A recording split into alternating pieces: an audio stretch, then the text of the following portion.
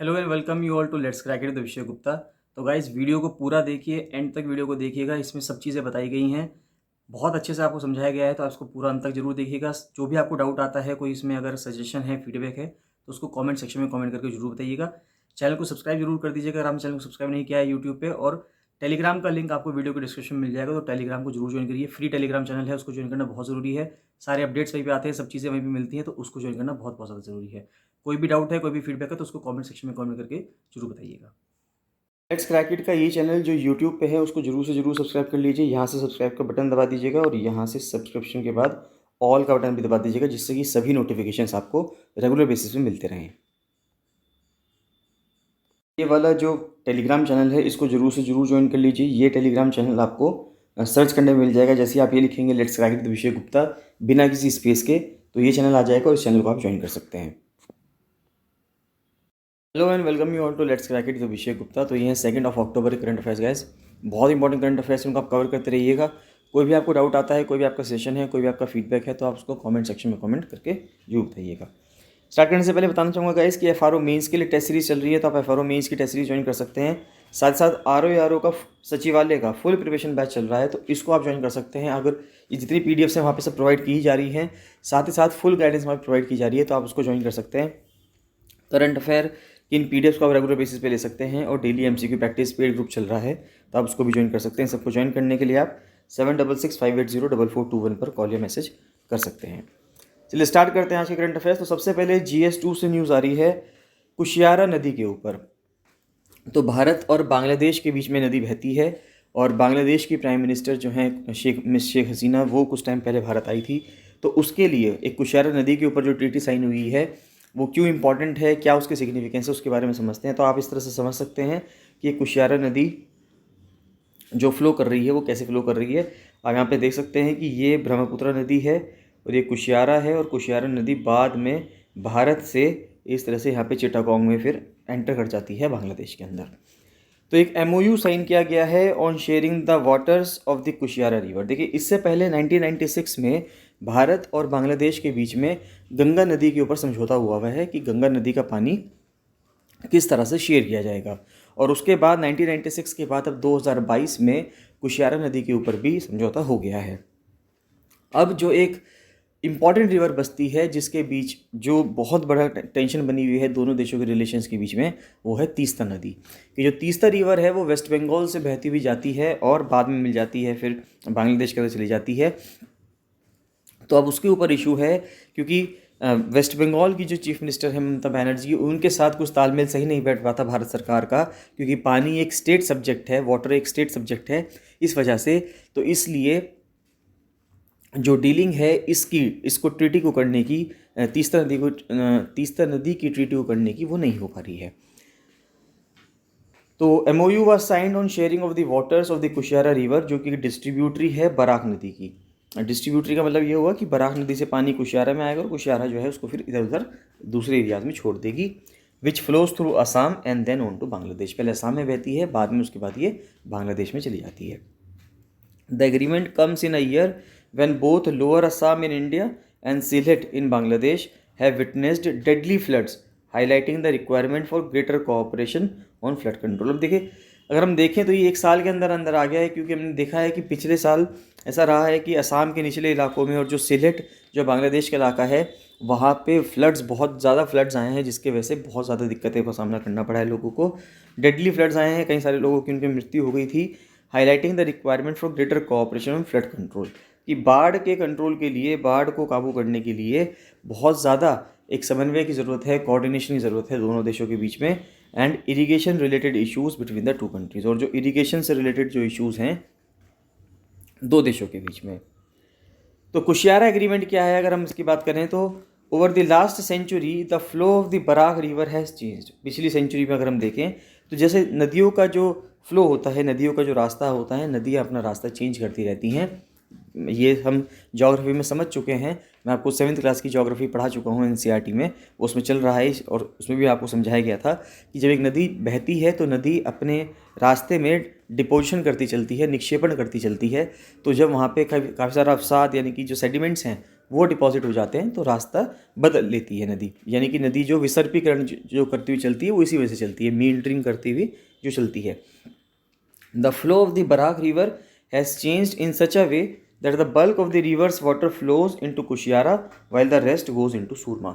अब देखिए जो बराक नदी है वो इस तरह से चेंज हो गई है कि बराक नदी का बहुत सारा पानी कुशियारा नदी में चला जाता है और कुछ और पानी जो है सूरमा नदी में चला जाता है। तो बांग्लादेश किस तरह से यूज़ करेगा पानी को अगर हम देखें तो water of Kushiyara will be channelled through the Rahimpur canal project in Sylhet. तो सीलेट में एक रहीमपुर कैनाल प्रोजेक्ट बनाया जा रहा है, कुशियारा नदी का पानी उस तरह से उसको यूज़ किया जाएगा। The Rahimpur canal project in Zakiganj upazila या सब डिवीज़न जो है सीलेट का was built to help the farmers access Kushiyara नदी का पानी, यानी कि कुशियारा का जो वाटर है वो किसान यूज़ कर पाएँ, इस तरह से इस नदी को इस कैनाल को बनाया गया है। But the facility used to remain dry. अब इम्पॉर्टेंट बात यह है क्योंकि नदी में पानी ही नहीं होता है तो ये जो जिस काम के लिए इस नहर को बनाया गया था, क्योंकि नहर इंसान बनाते हैं, नदी प्रकृति बनाती है, तो जिस काम के लिए नहर को बनाया गया था वो नहर काम ही नहीं कर पाती, क्योंकि जिस टाइम पे लीन सीज़न होता है यानी कि नदी में पानी कम होता है उस टाइम पे उस नहर के अंदर पानी आता ही नहीं है। Use to remain dry during the lean season without serving the purpose for which it was build, यानी कि वो जो पर्पज़ था उसका, यानी कि जो उसका कारण था जिसलिए उसको बनाया गया था, जो उसका जो उद्देश्य था उद्देश्य वो पूरा ही नहीं कर पाती क्योंकि नदी के अंदर इतना पानी नहीं होता है। The 8 kilometre long canal is the only supplier of water from the Kushiyara to the region. अब देखिए 8 किलोमीटर लंबी कैनाल है और यही मात्र एक जरिया है कि कुशियारा नदी का पानी बांग्लादेश में प्रोवाइड किया जा सके, यानी कि जो लोगों को जिसकी रिक्वायरमेंट होगी, जो लोग अपनी रिक्वायरमेंट पूरी कर सकें तो वहाँ पे पानी प्रोवाइड किया जा सके। has built a pump house and other facilities for withdrawal of water that can now be utilized। तो why is the water from the Kushiyara so important for Rahimpur canal. अब सवाल ये उठता है कि भाई ये पानी इंपॉर्टेंट क्यों है, कुशियारा नदी का पानी रहीमपुर कैनाल के लिए जो कि सेलेट सब डिवीज़न में बहती है तो उसके लिए इतना इंपॉर्टेंट क्यों है। अगर हम देखें the water of the Kushiyara has been used for centuries, यानी कहीं अगर हम कहें तो शताब्दियों से इस्तेमाल किया जा रहा है in Sylhet subdivision like the Zakiganj, Kanaighat and Beanibazar areas. तो यानी कि जो ये बांग्लादेश के एरियाज़ हैं वहाँ पे बहुत समय से इसका इस्तेमाल किया जा रहा है। But Bangladesh has witness that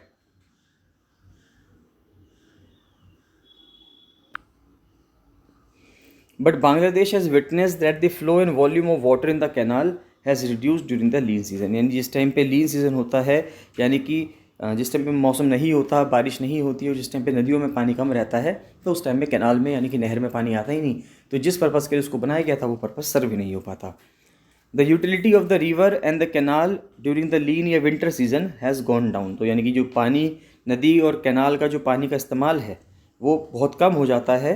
हालांकि डिमांड तो रहती है लेकिन पानी की अवेलेबिलिटी ना होने की वजह से उसका इस्तेमाल कम हो जाता है, affecting cultivation of rice.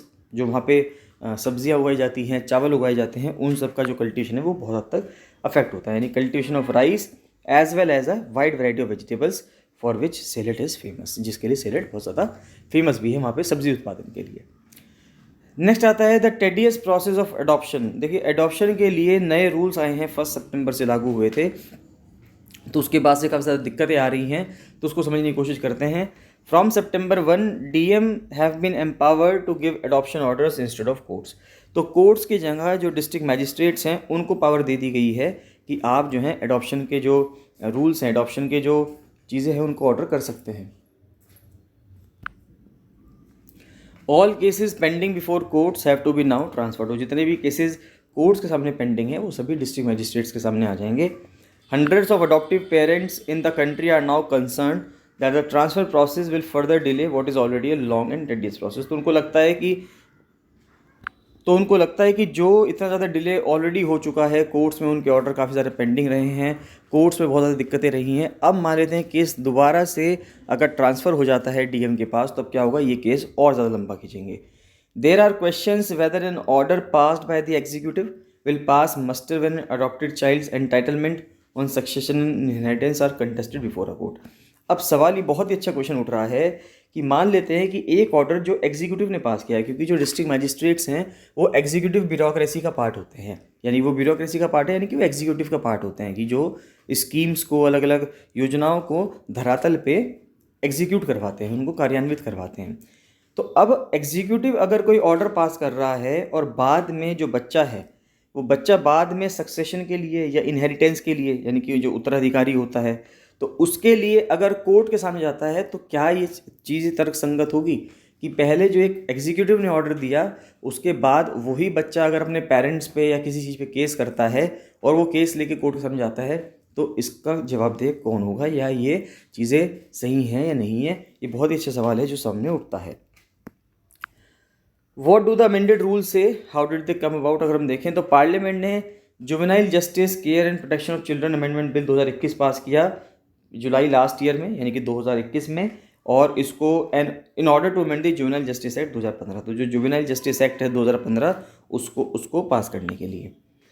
The key changes include authorising DMs and additional district magistrates to issue adoption orders. तो की चेंज तो यही किया गया कि अब डीएम और एडीएम जो हैं उनको कह दिया गया है कि भाई आप जो हैं अडॉप्शन के ऑर्डर्स दे देंगे।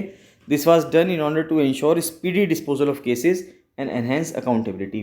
हालांकि किया तो ये इसलिए गया है कि जिससे कि जल्दी से जल्द जो केसेस हैं उनका डिस्पोजल किया जा सके, यानी उनको निस्तारण किया जा सके उनका, और जो पेरेंट्स अडॉप्ट करना चाहते हैं बच्चों को, तेज़ी से वो बच्चों को अडॉप्ट कर पाएँ।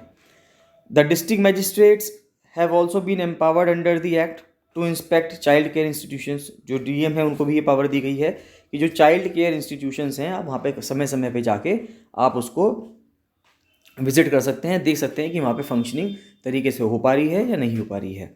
As well as evaluate the functioning of district child protection units, child welfare committee, juvenile justice board, specialised juvenile police unit, child care institutions. तो यानी कहने का मतलब ये है कि सभी जितनी भी चीज़ें जो बच्चों से रिलेटेड है, जुवेनाइल जस्टिस से रिलेटेड है, वो लगभग सभी चीज़ों की पावर जो है वो डिस्ट्रिक्ट मजिस्ट्रेट को ट्रांसफ़र कर दी गई है। The act and the corresponding rules came into effect from September 1, और ये रूल्स कब से इफेक्ट में आए हैं? September 1 से आए हैं। तो अडॉप्शन का प्रोसीजर क्या है भारत में, अगर हम देखें और उसके चैलेंजेस क्या हैं, तो adoptions in India are governed by 2 laws. देखिए 2 कानून हैं जिसकी वजह से अडॉप्शन जो है, यानी कि जो गोद लेने का जो तरीका है वो रूल होता है। एक तो आता है हिंदू अडॉप्शन और मेंटेनेंस एक्ट 1956 का, और एक आता है जुवेनाइल जस्टिस एक्ट 2015 का। Both laws have their separate eligibility criteria for adoptive parents. दोनों का, यानी कि जो 1956 वाला एक्ट है, हामा एक्ट 1956 का, और जुवेनाइल जस्टिस एक्ट 2015, दोनों एक्ट के हिसाब से जो पेरेंट्स की एलिजिबिलिटी है कि कौन पेरेंट बच्चे को गोद ले सकता है, वो दोनों की दोनों चीज़ें, दोनों में जो एडॉप्शन की क्राइटेरिया है, एलिजिबिलिटी है, वो अलग अलग है। What is needed is a child centric optional enabling and gender just special adoption law like in other countries. वैसे ज़रूरत किस चीज़ की है? ज़रूरत तो इस चीज़ की है कि जो वो कानून होना चाहिए वो चाइल्ड सेंट्रिक होना चाहिए, यानी कि बच्चे की भलाई के लिए होना चाहिए, ऑप्शनल होना चाहिए, एनेबलिंग होना चाहिए और जेंडर जस्ट होना चाहिए। हामा is a parent centric law. हामा कैसा कानून बना हुआ है? पेरेंट सेंट्रिक बना हुआ है, यानी कि जो पेरेंट्स अडॉप्ट करेंगे उनको देखते हुए उनके इर्द गिर्द घूमता है ये कानून।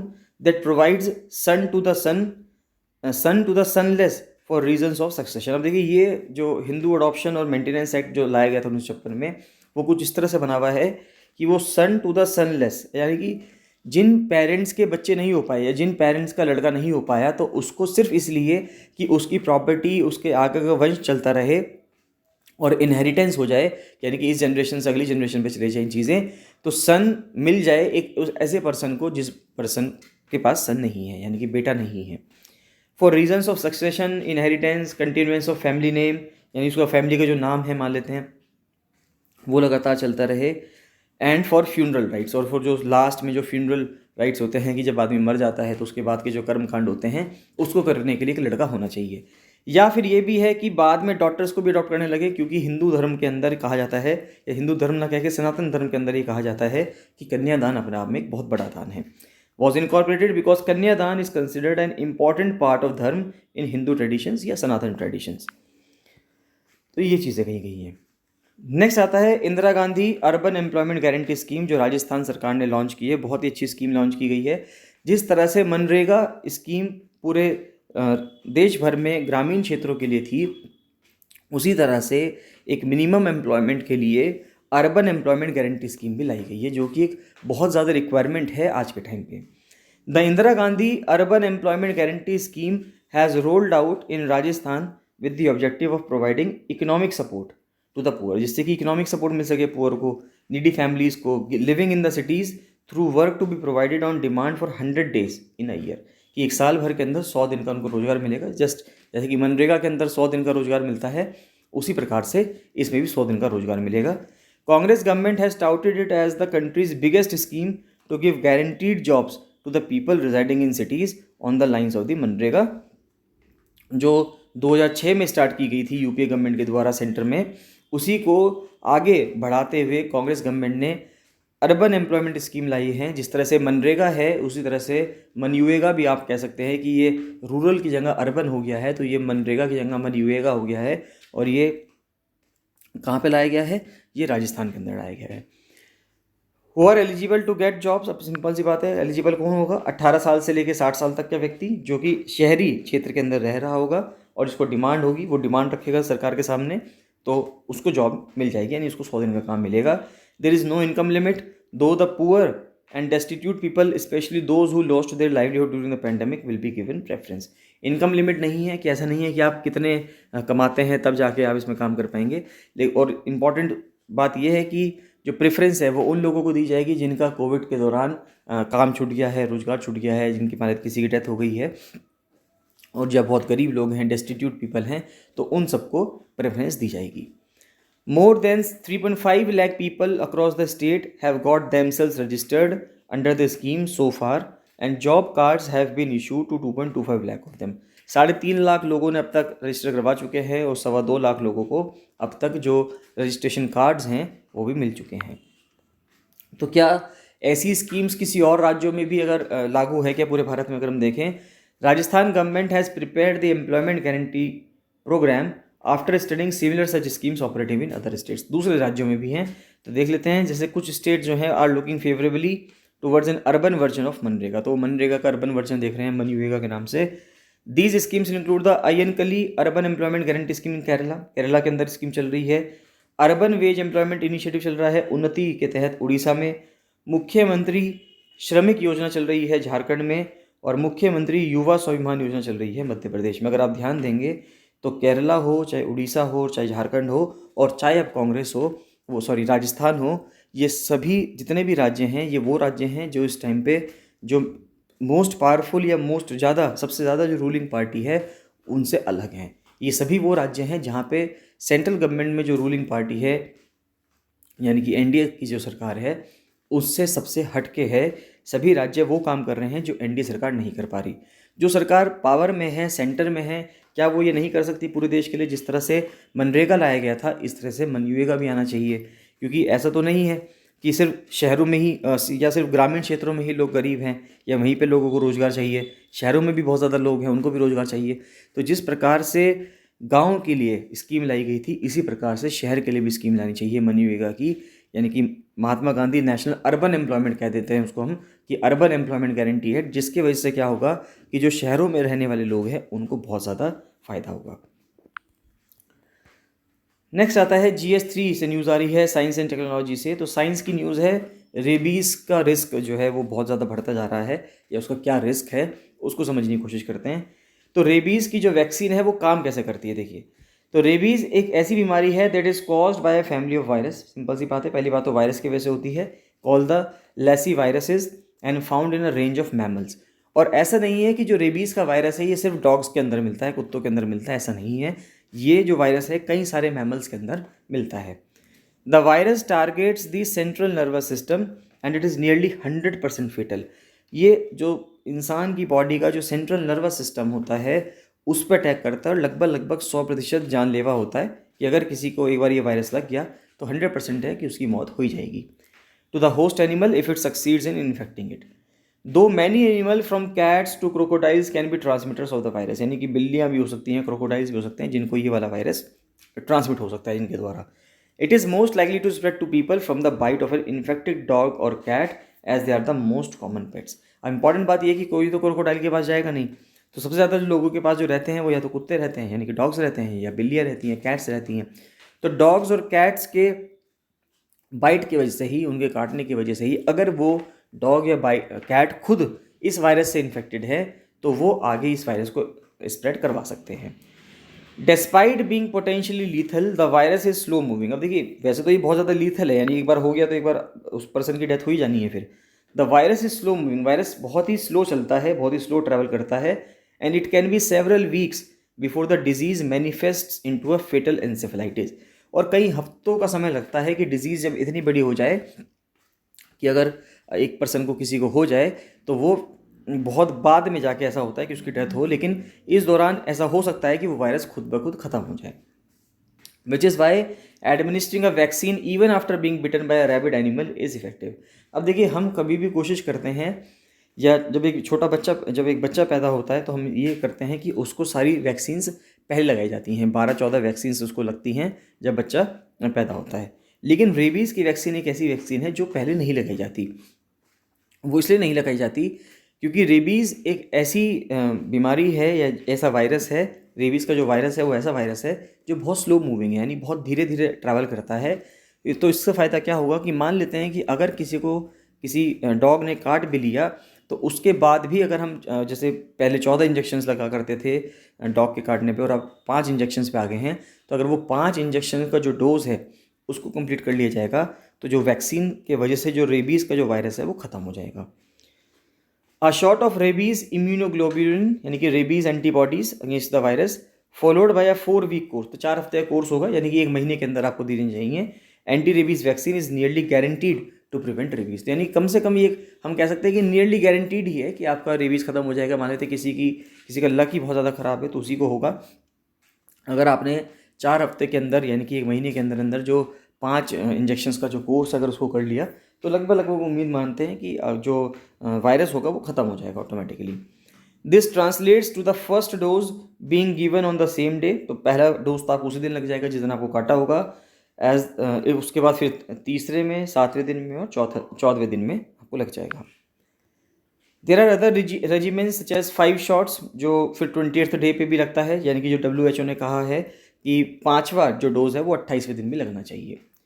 वैक्सीन कैसे बनती है अगर हम देखें, तो vaccine is made of an inactivated virus that is expected to induce the body into producing antibodies that can neutralise the virus. Simple सी बात है, जैसे हर वैक्सीन बनी है वैसे ये वाली वैक्सीन भी बनी है कि इसमें इस तरह से बनाया जाता है कि उसमें एक इनएक्टिवेटेड वायरस ज़्यादा जाएगा, जिससे बॉडी का जो इम्यून सिस्टम है वो डेवलप हो और वो उससे लड़ने के लिए एंटीबॉडीज़ तैयार करें। There are also test vaccines that involve genetically modified viruses. There is no single shot rabies vaccine for one that offers permanent immunity. अभी तक कोई ऐसी चीज़ नहीं है कि आपको परमानेंट इम्यूनिटी मिल जाए। मान लेते हैं आपको कुछ टाइम बाद किसी पर्सन को एक डॉग ने काटा और 4 साल बाद या 5 साल बाद अगर दोबारा काट लिया, तो ऐसा नहीं है कि आपने पहले अगर एक बार इंजेक्शन्स लगवाए हुए हैं तो दोबारा नहीं लगवाने पड़ेंगे। अगर दोबारा डॉग ने काटा है तो आपको दोबारा फिर इंजेक्शन लगवाने पड़ेंगे। There are mainly 2 ways of administering the rabies vaccine. एक को तो हम बोलते हैं पोस्ट एक्सपोजर प्रोफिलैक्सिस, यानी कि वही जो कुत्ते के यानी कि डॉग के काटने के बाद जो लगवाई जाती है उसको पोस्ट बोलते हैं, पोस्ट एक्सपोजर, कि आप पहले एक्सपोज हो चुके हो उस वायरस से, पहले डॉग आपको काट चुका है, उसके बाद आप इंजेक्शन लगवाने जा रहे हैं। The vaccines are administered either into the muscles और इन टू द स्किन। फिर it can also be given ahead of time to persons who have a high risk of being infected. अब मान लेते हैं कोई ऐसे लोग हैं जो बहुत ज़्यादा रिस्क पे रहते हैं, जैसे कि वेटनेरियंस हैं, वो डॉक्टर्स हैं यानी कि जो एनिमल्स के साथ ट्रीट करते हैं, एनिमल के हैंडलर्स हैं, जहाँ पे बहुत ज़्यादा रेबीज़ का इन्फेक्शन रहता है, तो उनको प्री एक्सपोजर प्रोफिलैक्सिस भी दिया जा सकता है, यानी उनको पहले से ही रेबीज़ की वैक्सीन लगाई जा सकती है कि भाई वो ज़्यादा खतरे में है कि हो सकता है उनको कोई ना कोई बाइट कर ही ले। The advantage of pre exposure prophylaxis is that if bitten one does not need a immunoglobulin injection, यानी कि अगर एक बार किसी को काट लिया और अगर उसने पहले से इंजेक्शन्स लगवा रखे हैं तो उसको बाद में इंजेक्शन लगवाने की जरूरत नहीं पड़ेगी। And 2 subsequent shots of the vaccine will suffice for full protection, और बाद में सिर्फ 2 ही शॉट्स और लगवाने पड़ेंगे जिससे कि उसका पूरा प्रोटेक्शन हो जाएगा, और जो 4 कोर्स का या 5 इंजेक्शन्स का जो कोर्स है वो नहीं करना पड़ेगा। तो क्या रेबीज़ की वैक्सीन इजीली अवेलेबल है भारत में? अगर हम देखें तो हेल्थ मिनिस्ट्री के according at least 6 rabies vaccines Bharat ने अप्रूव की हुई हैं। They all contain inactivated virus made of, अब वो इनएक्टिवेटेड वायरस है वो कहाँ से वो उनको बना है, या तो डक से लिया है उन्होंने, चिकन से लिया है, या ह्यूमन सेल कल्चर से लिया है। Rabies vaccines are available for free. Government hospitals में जाएंगे तो वहाँ पे रेबीज़ के वैक्सीन फ्री में अवेलेबल हैं। प्राइवेट में जाएंगे तो वहाँ पे 400-500 रुपये पर इंजेक्शन का खर्चा आता है। However, reports of hospitals running out of vaccine continue to surface and knowledge about vaccines in treatment is still inadequate in India. Important बात यह है कि रिपोर्ट्स आती रहती हैं कि हॉस्पिटल्स में रेबीज़ की वैक्सीन ख़त्म हो गई है, हालांकि इसके लिए कोई बहुत ही पुख्ता हम ये नहीं कह सकते कि हाँ रेबीज़ की वैक्सीन ख़त्म हो गई है, लेकिन कुछ हॉस्पिटल्स में से ये न्यूज़ आती रहती है। WHO का कहना है कि India is endemic for rabies, यानी कि भारत जो है वो एंडेमिक है, यानी स्थानिक है। यहीं पे रेबीज़ इसी एरिया में ज़्यादा रहता है, भारत के एरिया में, और 36% जो दुनिया में डेथ होती है रेबीज़ की वजह से वो भारत में से होती हैं। The true burden of rabies in India is not fully known. Important बात यह कि अभी पूरी तरह से पता ही नहीं चल पाया है। ये कह सकते हैं कि हर साल 18,000 से 20,000 लोगों की डेथ जो होती है वो रेबीज़ की वजह से हो जाती है, यानी कि उनको या तो पता नहीं चलता, अगर पता चल जाए तो वो उसको ध्यान नहीं देते, इंजेक्शन नहीं लगवाते। About 30 to 60% of reported rabies cases and deaths in India occur in children under the age of 15 years. तो 15 साल के बच्चे को, जो 15 साल से छोटे बच्चे होते हैं, उनको अगर वो काट लेते हैं, क्योंकि या तो वो ध्यान नहीं देते, है ना, या फिर बच्चा डर जाता है, वो बताना ही नहीं चाहता कि उसको किसी ने काट लिया है, किसी डॉग ने काट लिया है, तो बच्चा डर जाता है, वो उस वजह से नहीं बताता, और बाद में उसको नहीं पता होता ना ये चीज़, और वो बाद में इसकी वजह से क्या होता है, उसकी डेथ हो सकती है। What about vaccine for animals? अगर एनिमल्स को ही हम ये वैक्सीन लगाएं तो given that rabies treatment requires multiple shot of vaccine as well as immunoglobulin, sticking to the schedule is challenging. अब दिक्कत ये है कि वैक्सीन का शेड्यूल यहाँ पे पूरा आप कह सकते हैं बहुत ही टाइट शेड्यूल है, कि पहली लगानी है, फिर 3 दिन बाद, फिर 14 दिन बाद, फिर इस तरह से करके जो पूरा प्रोसीजर है, तो इस तरह से अगर एनिमल्स को लगाया जाना चाहे तो वो एक बहुत ही प्रॉब्लमेटिक सिचुएशन में डाल सकता है आदमी को। गवर्नमेंट्स ऑफ कंट्रीज जहाँ पे rabies is endemic have frequently set targets to eliminate the disease. India ने 2030 का टारगेट रखा गया है इंडिया के द्वारा कि हमें रेबीज़ ख़त्म करना है। आपको कमेंट सेक्शन में कमेंट करके बताना है कि भारत ने ट्यूबरक्लोसिस को, टीबी की बीमारी को ख़त्म करने के लिए क्या लक्ष्य रखा है, और WHO ने क्या लक्ष्य रखा है। Yet it is widely acknowledged that this elimination requires vaccination of dogs. अगर हमें ये रेबीज़ की बीमारी एंडेमिक को ख़त्म करना है, जो एंडेमिक हो रखी है भारत में, तो हमें इंसानों के साथ साथ डॉग्स को भी, यानी कि जो सबसे ज़्यादा वेक्टर हैं, यानी जो सबसे ज़्यादा तरीके हैं जिसके वजह से ये डिज़ीज़ फैलती है, उसको भी हमें वैक्सीन लगवानी पड़ेगी। Because dogs are deemed responsible for 99% of all rabies infections in people.